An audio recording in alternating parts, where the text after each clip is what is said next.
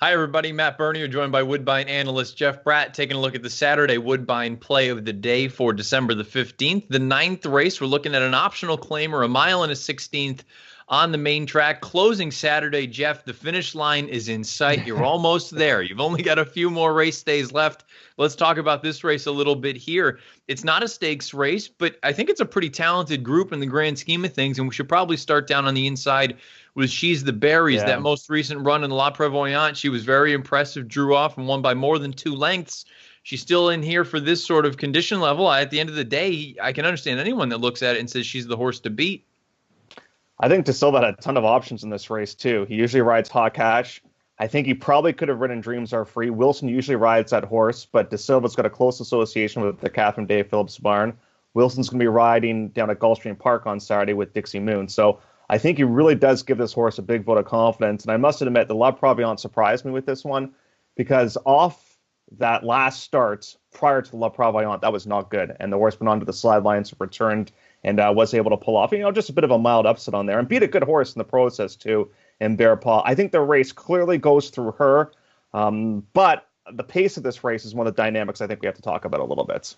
Yeah, 100%. I agree with that because really we talk about it. Pace makes the race. And when you're talking about pace in this race, it's relatively paceless with the exception of the number 4 horse, Dreams Are Free. Now, Dreams Are Free, ever since this horse has moved over to the synthetic for Catherine Day Phillips, really each of those two most recent starts, they've both been impressive. Yeah. I guess my concern, and I'm curious what your thoughts are, that most recent run, I understand Silhouette came over the top and ran her down, but I thought she was getting a little bit choppy at the end of that race. Yeah, I was disappointed she wasn't able to seal a deal, especially considering the fact that 2 starts ago she was so good, so thorough when she was able to wire the field on that day too.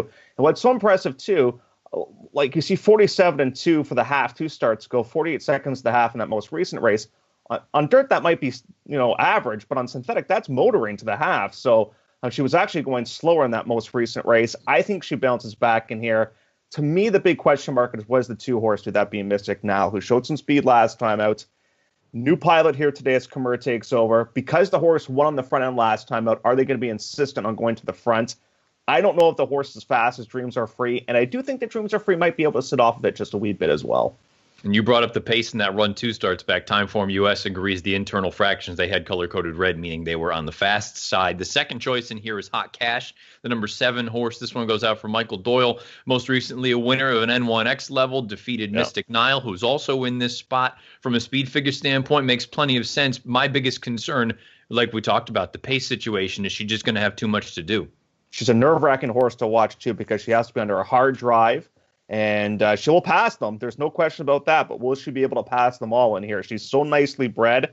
I remember when she came up to Woodbine for the Triple Tiara Series and even a Triple Crown race, as a matter of fact. I thought this horse would really become something. She's just sort of stayed the course, speed figure-wise. It might be good enough to win this race.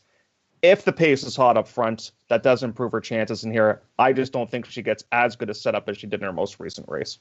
Before we actually unveil who we like in this spot, I'm curious your thoughts on a horse that I thought about picking in here, the outside runner, the number 8 Super Duper Sky from Mark Casse. The most recent run, I understand perhaps it was a little bit disappointing on paper, but there was no pace signed on that day. It was her first start off of a little bit of a layoff, and you just have to go to the runs 3 and 4 starts back. 4 starts back, came off of a layoff. Second start back, bang, she comes up and gets the job done.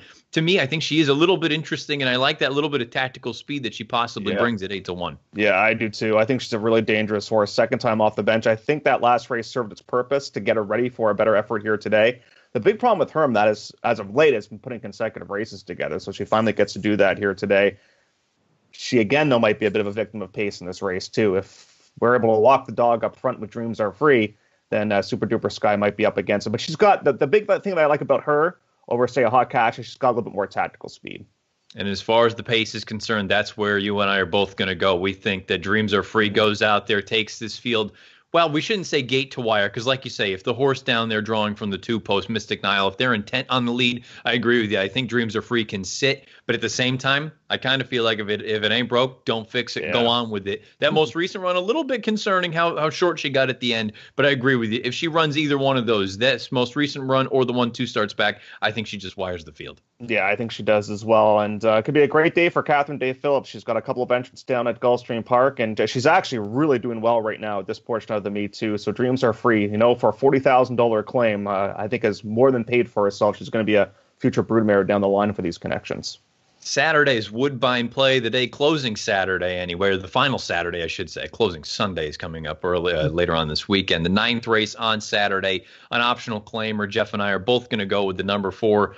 Dreams Are Free, 3-1 on the morning line. Jeff, it's been a pleasure. Enjoy the rest of the weekend. You're almost there. You're at the 16th pole. Bring it home.